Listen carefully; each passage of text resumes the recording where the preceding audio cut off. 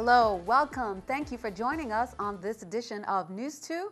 I'm Sandra Gumansing. Topping our newscast, the Joint Election Board scheduled a meeting on Monday, but half the table was empty again, causing a setback on any progress that could have been made.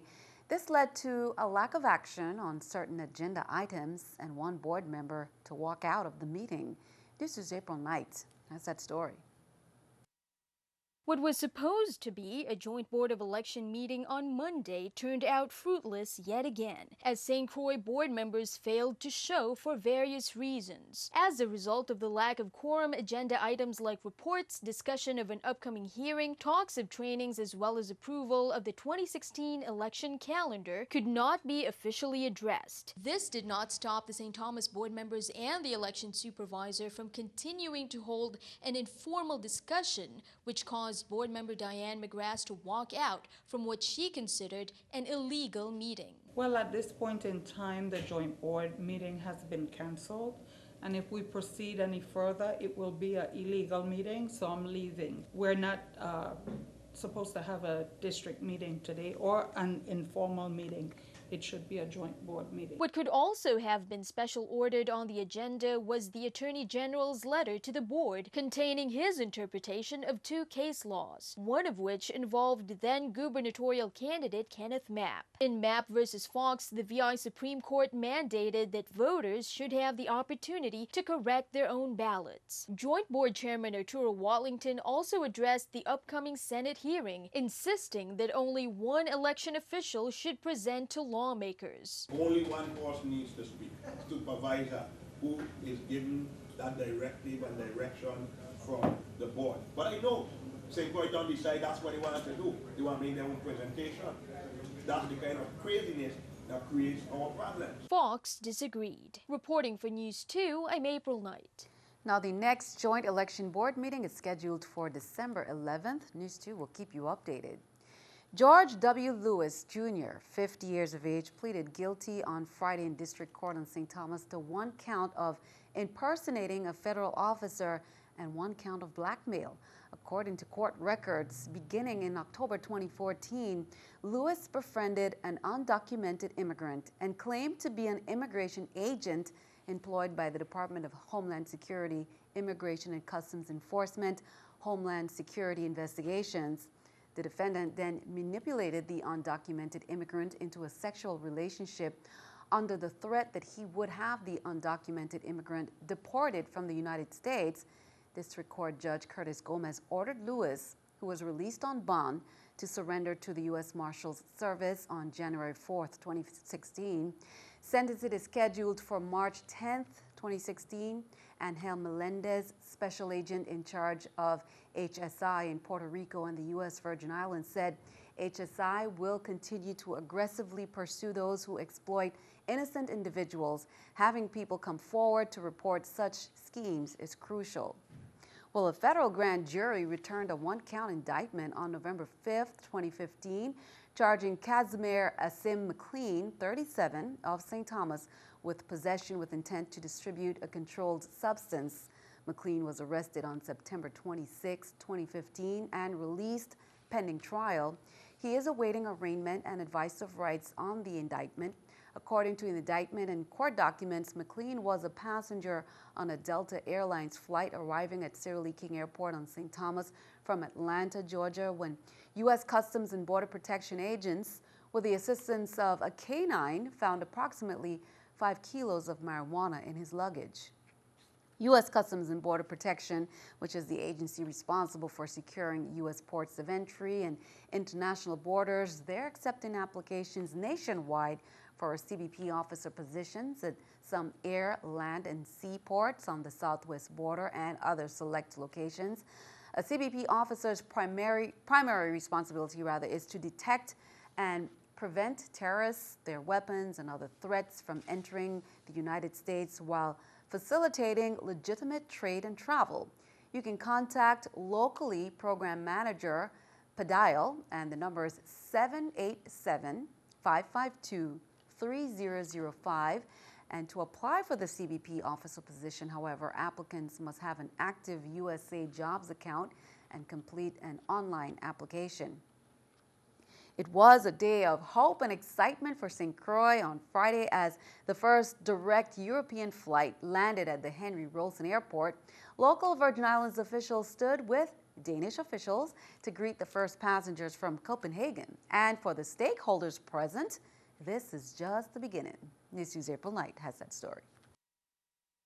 It's a big step forward for St. Croix tourism and the Virgin Islands as a whole. A new weekly flight round trip between the Big Island and Denmark by Norwegian Air landed on Friday. Norwegian Air Flight DY7125 was welcomed with a water salute when it touched down at the Henry Rolson Airport. The direct flight to the Virgin Islands is already advertised on Norwegian's website as the link to a destination of tropical bliss. I really appreciate the risk that you took on St. Croix, the partnership, Peter, that you engaged in, that got us to this place today where we have scheduled airlines, scheduled service. According to the Danish Tourism Department, the current schedule means 6,000 Danish guests per season, and that's just to start with. They're promising 25,000 guests in the territory by 2017, just in time to mark the Virgin Islands centennial. And what, although has many times been a difficult history, is a history and a relationship that is still strong today. The Danish guests who came on Friday were already pretty impressed with a warm welcome. We are a very expanding airliner, and we have been opening routes for many years, many new routes every year, but I've never seen anything like this. It's the territory's first direct flight to and from Europe, and local officials hope it doesn't end there, setting their sights on a broader area. Our partnership is growing, and as we continue to work together, let's look at some of the other European cities. Reporting for NEWS2, I'm April Knight. For more information on this direct flight from Copenhagen to St. Croix, you can go online and visit www.norwegian.com. Well, due to weather concerns related to Tropical Storm Kate, the Carnival Valor will not call on St. Thomas on Tuesday, November 10th. The West Indian Company announced that today. WICO received notice from Carnival Cruise Lines that the Valor has amended its itinerary and has canceled its call to St. Thomas due to weather concerns. The ship is expected to be back in port for its regularly scheduled call on November 24th. Tropical Depression 12 developed into Tropical Storm Kate just off the Bahamas late Monday morning, forcing the Carnival Valor to divert to the Dominican Republic's Amber Cove. WICO has not been advised of additional schedule changes or cancellations from other cruise lines.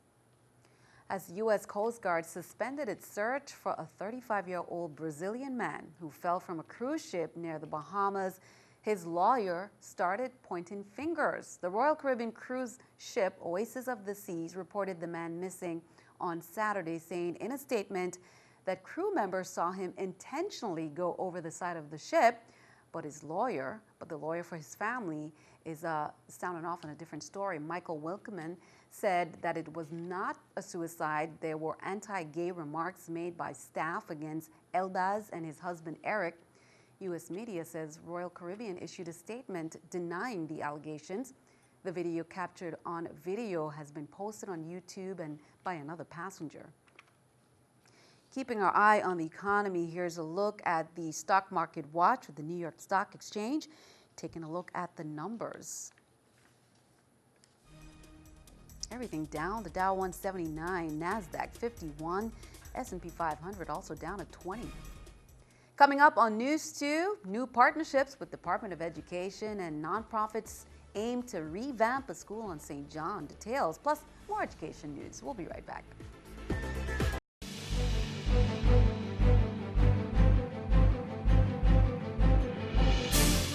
Welcome back. St. John's Veterans Day Parade was held over the weekend. The keynote speaker was Davis Celestine Sr., who's president of the Florida Gulf Coast Paralyzed Veterans of America chapter, who spoke about the importance of supporting veterans. We will catch up with members of Wounded Warriors who are here in the VI.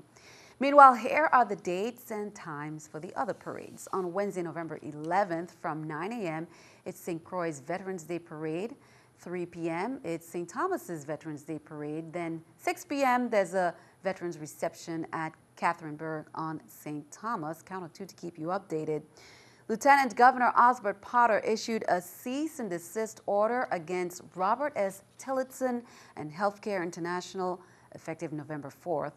The Lieutenant Governor strongly urges the public not to buy insurance sold directly by Mr. Tillotson or sold by any affiliated agent or broker because he is not licensed to conduct insurance business in the VI.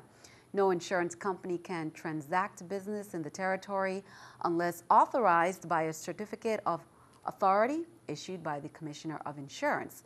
Despite the issuance of the cease and desist order in 2004, he says, the Division of Banking and Insurance received information that Mr. Tillotson issued a health insurance policy since 2006.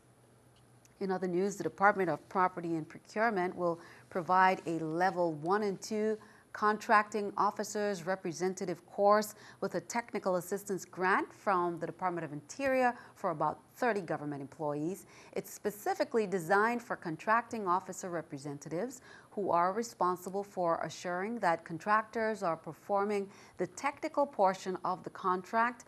This course is recommended by Federal Acquisition Institute as one of the certification requirements.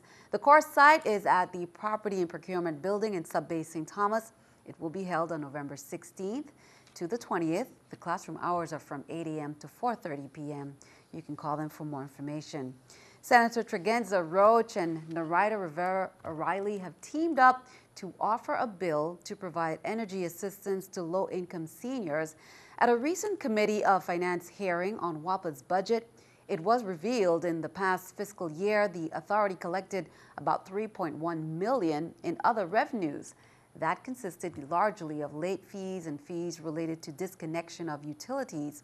He discussed the matter with Senator O'Reilly, and the senators agreed that the best use for these funds would be to allocate them to the Energy Crisis Assistance Program, or ECAP, under the Department of Human Services, and that program assists the elderly and disabled persons to maintain their utility services.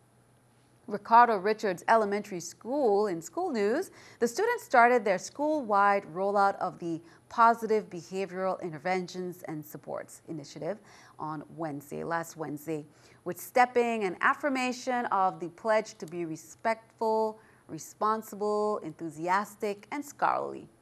School personnel used posters tailored for each station to reinforce school-wide behavior expectations.